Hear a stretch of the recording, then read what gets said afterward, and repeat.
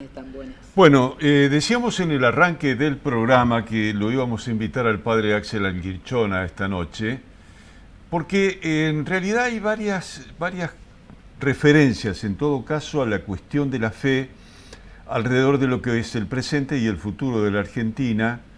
Hay convocatorias que tienen que ver con las fuerzas del cielo también en un determinado momento, en algunos discursos, y a mí me parece muy importante que hagamos una reflexión alrededor de eso. ¿Qué representa, en todo caso, la fe en la perspectiva de un presente y un futuro? ¿Y qué son las fuerzas del cielo? ¿Qué pensás vos que son las fuerzas del cielo? Muy buenas noches, primero. Muy buenas noches, una alegría estar con ustedes y por supuesto con toda la audiencia, ¿no? Es una alegría enorme. Siempre, como dice la palabra de Dios, si el Señor no edifica la casa, en vano trabaja el obrero. Si el Señor no protege la ciudad, en vano vigila el centinela. Es inútil que madruguen y velen hasta muy tarde, Dios les da el pan a sus amigos mientras duermen. Este salmo que rezaba el pueblo de Israel, ¿no? Hermosísimo, habla de la necesidad que tenemos de Dios. Es decir, en cualquier confesión de fe, lo primero que se hace es buscar la gracia de Dios a través de la oración. Lo vemos incluso en nuestro Señor Jesucristo, que su día comenzaba con la oración. Cuando tenía momentos de dificultades, mientras más sufría, rezaba más intensamente. Es decir, la necesidad de la oración era invocar la gracia de Dios, que la gracia de Dios es la vida de Dios, al mismo Dios, es muy necesario, ¿no? Yo creo que en ninguna época de la historia se debe prescindir de Dios. Obviamente hay gente que no cree y por supuesto que somos parte de la misma sociedad y todos tenemos el mismo lugar. Estoy hablando desde una vista de la fe, ¿no? De la concepción de la fe es muy necesario, porque sin Dios nada podemos hacer. Nuestro Señor Jesucristo lo dice también en la última cena: yo soy la vid, ustedes los sarmientos, separados de mí nada pueden hacer. Por eso la visión de invocar a alguien, no algo, porque acá no se invoca algo, sino que se invoca a alguien, es muy necesario. Cada uno lo hace desde su concepción de fe, pero me parece muy importante que las personas en particular, una persona que está al frente de una comunidad, una persona que está al frente de la nación, lo que sea, la necesidad de pedir siempre la gracia de Dios. Y veamos al Papa Francisco, ¿no? Que siempre dice, recen por mí. Sí, hasta el mismo Papa pide la intervención de Dios a través de su pueblo. ¿Y las fuerzas del cielo qué serían? Bueno, esa es una concepción particular, no, la verdad que no sé qué es lo que quiso decir el presidente en ese sentido, ¿no? Tendríamos que hurgar un poquito más en su pensamiento al respecto, yo lo desconozco. Sabemos que es una persona que ha sido bautizada en la Iglesia Católica y con un acercamiento al judaísmo muy fuerte, ¿no? Al judaísmo dentro de la línea de los ortodoxos. Sí. Concretamente va por ahí.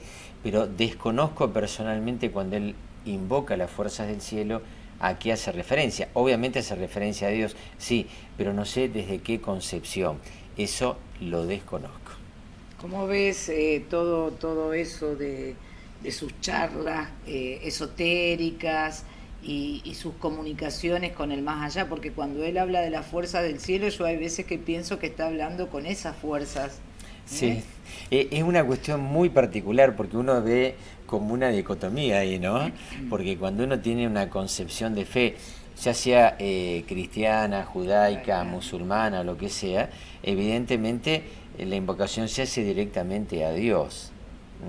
Entonces, cuando él comienza con todo este tipo de diálogos, incluso que invoca a ciertas criaturas de la humanidad, es una cuestión muy rara, ¿no? Y por eso digo que no se comprende, porque parecería hasta como una contradicción, porque en una confesión de fe cristiana o en una confesión de fe judía, evidentemente ese tipo de invocaciones no se entiende por dónde entran, en qué lugar, pero como él no explicita demasiado, incluso no se conoce que participe, por ejemplo, que se congregue en una comunidad. Sí tiene charlas con un rabino que le ha enseñado la Torá, pero no se sabe si está congregándose en un determinado lugar. En la iglesia tampoco. Entonces, bueno, hay como una melange ahí, ¿no? Están mezcladas muchas cosas.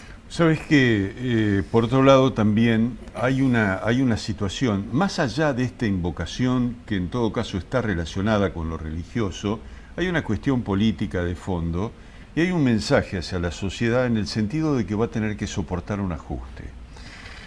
Vos sos un tipo que ha estado muy cerca de gente que está sufriendo ya, y otros que están al borde de empezar a sufrir en términos de convivencia, ¿no es cierto? Muchos que están en esas no condiciones, muchos. muchos.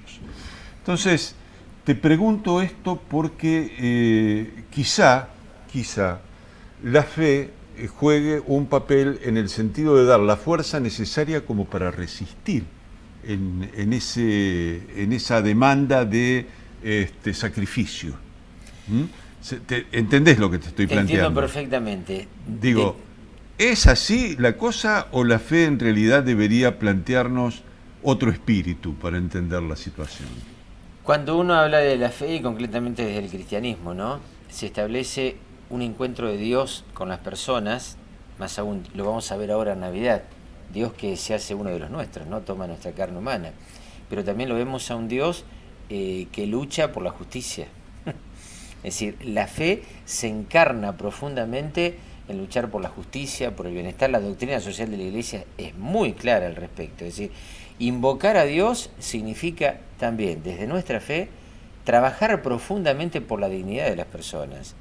Y que evidentemente la ayuda que viene de lo alto, sí, como también dice otra palabra, otro texto del Antiguo Testamento, nuestra ayuda viene del Señor que hizo el cielo y la tierra, no hay duda.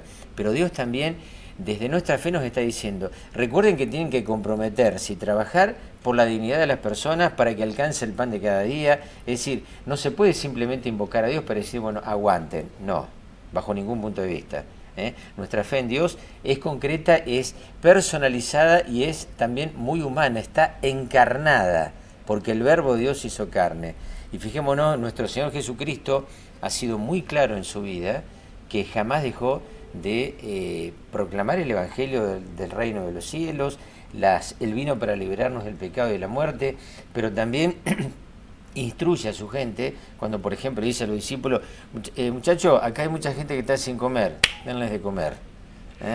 Claro, en muchos aspectos hay gente que en todo caso caracteriza el rol de Jesucristo como el de un revolucionario, más que como un pacificador y tolerante. Sí, yo creo que esto es una visión un poco sesgada, verlo solamente como un revolucionario. No, desde ya, pero algunos lo ven así. Algunos lo ven así, ¿no es cierto? Pero personalmente, más allá de que sí entiendo eso del Jesús revolucionario, también veo ese Jesús emprendedor, ese Jesús que siempre tuvo que emprender su viaje a distintas situaciones de la vida, y un poco es lo que yo entiendo que se trata de transmitir a la hora de hablar de la palabra de Jesús.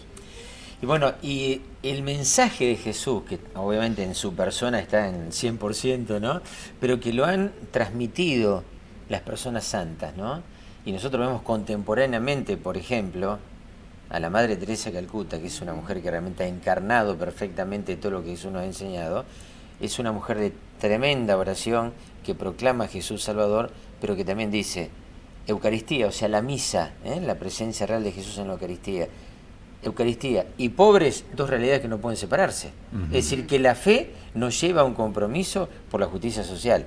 De eso no hay ninguna duda. Y más aún, nosotros que hablamos de paz y sabemos que la paz es muy necesaria, y en este sentido aquellos que están al frente de nuestras realidades, ya sea municipal, provincial, nacional, sabemos que no existe paz sin justicia.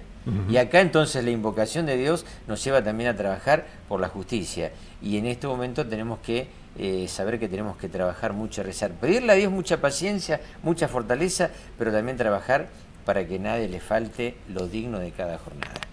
Vos mencionaste recién al Papa Francisco. Se ha dado una coyuntura política en la Argentina en donde las cosas han cambiado significativamente.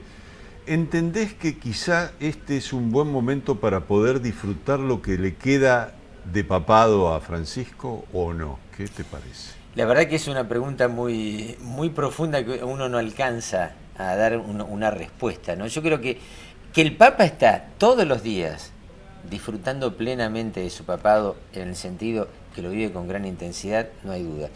Y lo que sí estoy seguro, que el Papa no se queda simplemente en la realidad argentina. Esto No, también. no. Esto es bien claro, ¿no? El Papa obviamente ama a su patria, que somos nosotros, y que tiene muchísimas ganas de venir a la Argentina y de compartir con nosotros, de eso no tengo ninguna duda. Hay que ver si el cuerpo le da, recordemos, Sí. sus 87 años de Sí, vida. y que hoy dijo que si era necesario iba a dimitir, digamos, de... El Papa es muy humilde, es muy claro, y sabe que si la fuerza no le daban, él lo va a hacer con toda claridad. Pero yo creo que el Papa va hasta el último segundo, incluso si tiene que estar postrado en una cama, va a vivir con gran intensidad su ministerio desde el papado. De eso no tengo ninguna duda. Y que él lo sigue disfrutando, y disfrutando desde la cruz. Uno dice, che, ¿cómo es esto? Porque la cruz implica un dolor, porque es la entrega. Y el Papa es una persona que está absolutamente convencido durante toda su vida sacerdotal,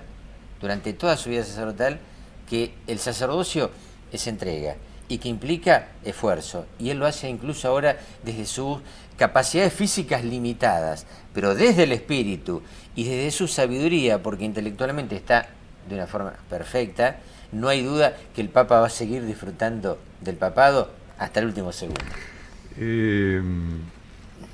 ¿Qué querés hacer vos como sacerdote en este momento? ¿Qué querés hacer? Lo que quiero es, decía la Madre Teresa de Calcuta, a mí la Madre Teresa de Calcuta me apasiona, ¿no? Por eso cuando una persona uno lo apasiona, indudablemente que uno trata de imitar. Estoy cada vez más lejos de la Madre Teresa de Calcuta, pero la Madre Teresa de Calcuta decía, yo no quiero tener éxito, yo quiero cumplir la voluntad de Dios. ¿Qué es lo que busco todos los días en la oración? Discernir qué es lo que Dios quiere de mí. Y bueno, y algo que me pide Dios, me lo pidió durante todo el ministerio sacerdotal, es estar delante de la gente para guiarlo al encuentro de Dios. Estar en medio de la gente para compartir todo. Y por detrás también para fortalecer y acompañar en el camino de la vida, porque uno es un ser humano de carne y hueso, ¿no?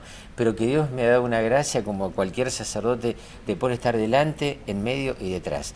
Entonces lo que busco es tratar de acompañar a toda esa gente divina, esa familia hermosa que Dios me ha dado, no solamente de la iglesia, sino fuera de la iglesia también, porque acá hay algo muy lindo, y yo tengo la gracia de tener casi toda mi vida, salvo 4 años de mi vida, fueron todos en Santa Fe, a quien amo. Esta ciudad es hermosísima. Entonces me da la gracia de poder compartir con toda la ciudadanía de Santa Fe, por la calle, en la comunidad eclesial, en el deporte, en lo que sea, compartir. Y yo creo que eso es algo que llevo muy en la impronta. Estar en medio de la gente, con la gente y para ellos, ¿no? No hay duda. Y siempre tratar de llevarlo a todos mis hermanos y hermanas al encuentro de ese niñito Dios, ¿no? Que es Dios hecho hombre, que nos invita a todos.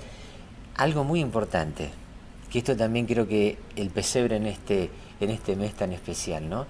El niñito Dios tiene los brazos abiertos y está con una sonrisa. Como sacerdote tengo que, como decía la Madre Teresa de Calcuta, la paz comienza con una sonrisa, generar paz y tener los brazos abiertos a la gente. Creo que eso es lo que me pide Dios. Te agradecemos muchísimo que hayas venido.